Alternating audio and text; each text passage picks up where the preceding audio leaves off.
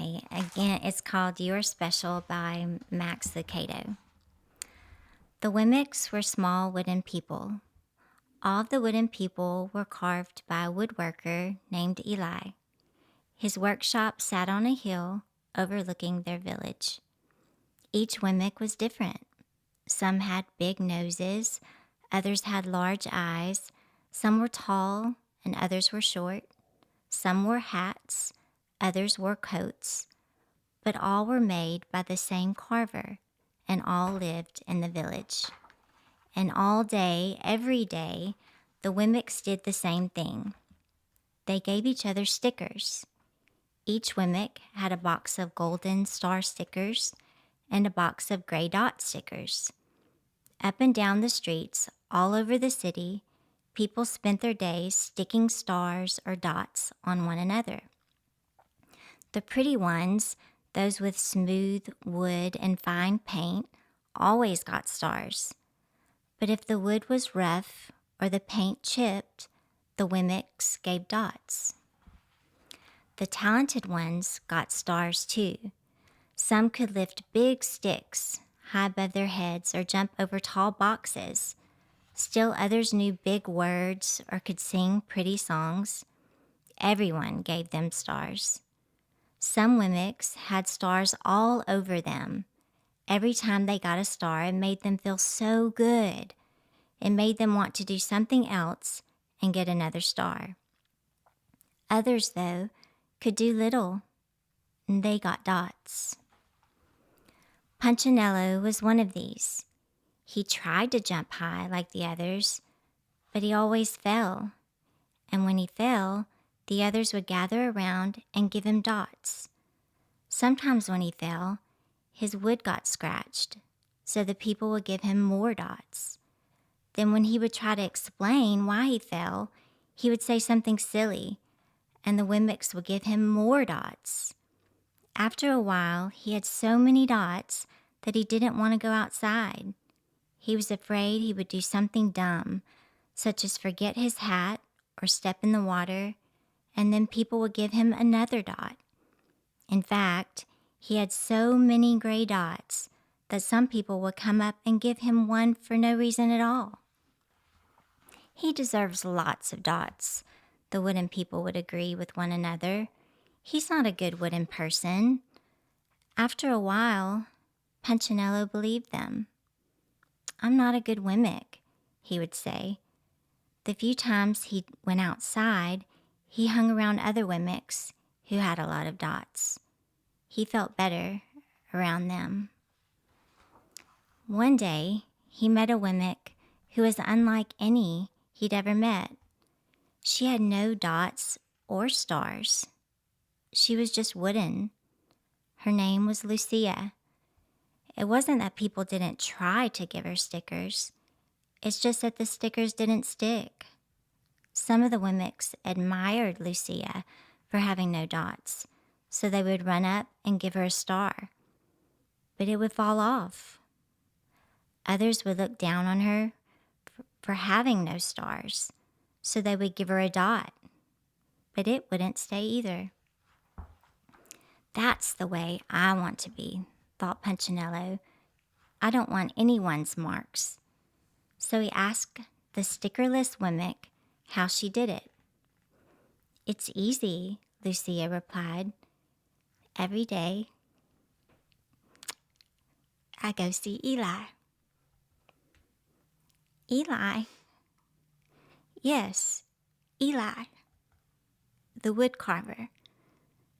I sit in the workshop with him. Why? Why don't you find out for yourself? Go up the hill. He's there. And with that, the Wemmick who had no stickers turned and skipped away. But will he want to see me? Punchinello cried out. Lucia didn't hear, so Punchinello went home. He sat near a window and watched the wooden people as they scurried around giving each other stars and dots. It's not right, he muttered to himself, and he decided to go see Eli. He walked up the narrow path to the top of the hill and stepped into the big shop. His wooden eyes widened at the size of everything. The stool was as tall as he was. He had to stretch on his tiptoes to see the top of the workbench. A hammer was as long as his arm. Punchinello swallowed hard. "I'm not staying here," and he turned to leave. But then he heard his name.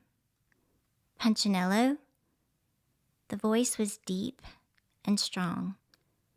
Punchinello stopped. "Punchinello, how good to see you.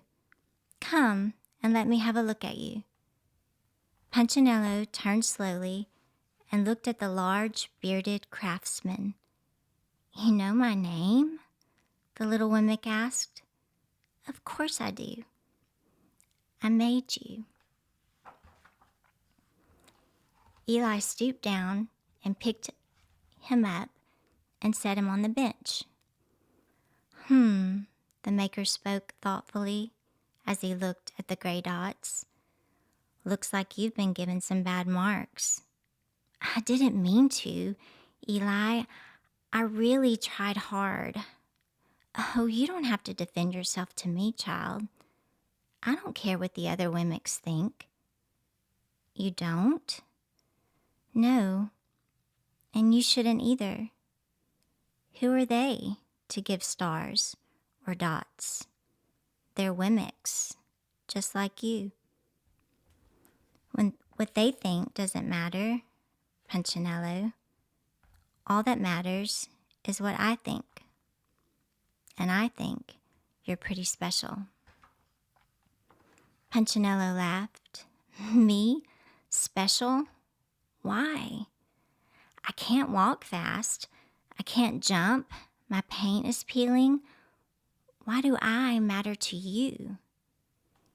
Eli looked at Punchinello, put his hands on those small wooden shoulders, and spoke very slowly.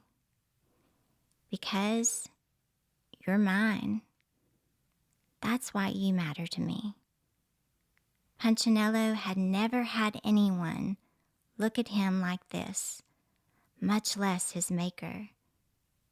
He didn't know what to say. "Every day I've been hoping you'd come," Eli explained. "I came because I met someone who had no marks," said Punchinello. "I know. She told me about you." "Why don't the stickers stay on her?" The maker spoke softly. "Because she has decided that what I think is more important than what they think. The stickers only stick if you let them." "What?" "The stickers only stick if they matter to you. The more you trust my love, the less you care about their stickers." "I'm not sure I understand." Eli smiled. "You will, but it will take time. You've got a lot of marks. For now, just come to see me every day and let me remind you how much I care." Eli lifted Punchinello off the bench and set him on the ground. "Remember," Eli said as the Wemmick walked out the door, "you're special because I made you, and I don't make mistakes." Punchinello didn't stop, but in his heart he thought, "I think he really means it." And when he did, a dot fell to the ground.